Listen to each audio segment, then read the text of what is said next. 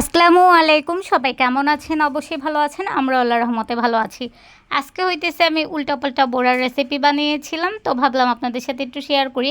কিন্তু আজকে হইতেছে আমি রেসিপিটা দিব না, কারণ যেহেতু এটা উল্টাপাল্টা বোড়ার রেসিপি, তার জন্য আগে নিজে খাবো, তারপর হইতেছে শেয়ার করব। কিন্তু আমি যখন খেয়েছিলাম তখন কিন্তু মানে খাওয়ার পরেই ওভার ভয়েসটা দিয়েছি। তো প্রথম ভেবেছিলাম আমি ভালো হবে না, তার জন্য না ওরকমভাবে প্রথম থেকে ভিডিওটা করতে চাই নাই, তার জন্য দুষ্টামি করে বললাম উল্টাপাল্টা বোড়ার রেসিপি। তো ইনশাল্লাহ আমি রেসিপিটা আপনাদের সাথে শেয়ার করব। এটা হইতেছে আমি একটা মাছ দিয়ে বানিয়েছিলাম বোড়াটা।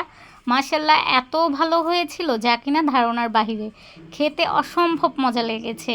আর এটা এমন একটা মাছের বোড়া, সবাই কিন্তু শুনলে একদম অবাক হয়ে যাবেন যে এই মাছ দিয়ে এত সুন্দর বোড়া হয় যা কিনা ভাবা যায় না।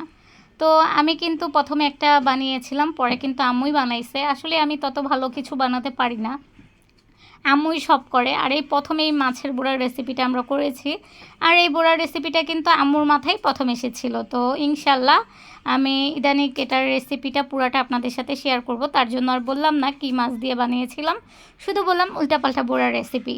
সবাই কিন্তু আবার কিছু মনে করবেন না, দুষ্টামি করে বললাম। তো যখন আমি রেসিপিটা দিব তখন বলবো। তবে মাশাল্লাহ আমার আম্মু কিন্তু যা রান্না করে তাই অনেক ভালো হয়। আম্মুর হাতে জাদু আছে বললে চলে। সবার মায়ের হাতের রান্নাই মজা যার যার কাছে। তবে আসলেই আমার আম্মু খুব ভালো রান্না করে।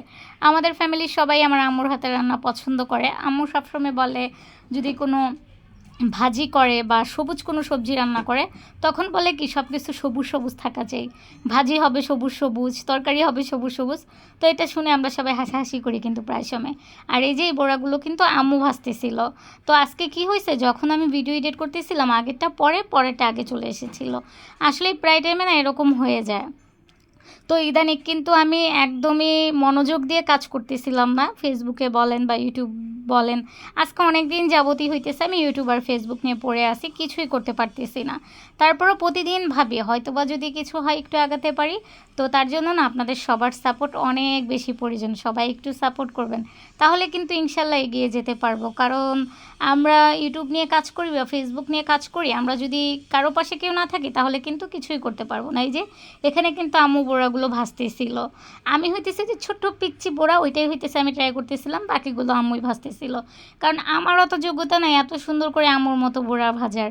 কিন্তু আম্মুকে বলেছি আরেকদিন যেদিন আমরা বানাবো এই বোড়াটা মাছের, সেদিন হইতেছে একদম প্রথম থেকে শেষ পর্যন্ত পুরো রেসিপিটা শেয়ার করব, এবং কি মাছ দিয়ে বানিয়েছি বোড়াটা সেটাও আপনাদের সাথে শেয়ার করব। তবে খেতে কিন্তু অসাধারণ হয়েছিল, এত ভালো লেগেছে মনে হইতেছে কি এখনও মুখে স্বাদটা লেগে আছে, মানে এত পরিমাণ ভালো লেগেছে। আম্মু এর মধ্যে করেছে কি বোড়া ভেজেছে, বোড়া গরম গরম বোড়া দিয়ে ভাত খাইছি। আবার এই বোড়াগুলো দিয়ে আম্মু আলু দিয়ে মাছের মানে মাছের বলতেছে এই বোড়ার তরকারি রান্না করছিল, এত ভালো লাগতেছিল।